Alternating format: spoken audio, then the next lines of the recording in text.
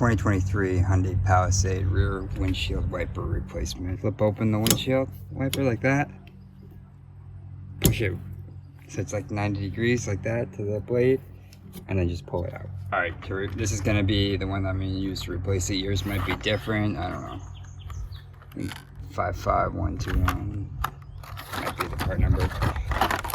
It comes like this, and then it comes with 3 different little adapters. In this case, the adapter I'll be using will be the, I don't know if you can see that on camera, it says A. Like that. And then kind of push down and push it forward, and it clips in like that.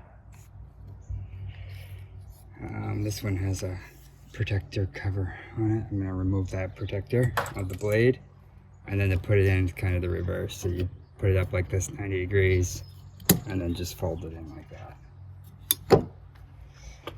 There you go, rear windshield replacement. These might be a little different, but if you're using this TRICO rear 12-inch, and I think the part number must be 55-121, you should need the A adapter, and then these B and C adapters that come with this kit won't be needed, so you can just toss those out. Thanks for watching.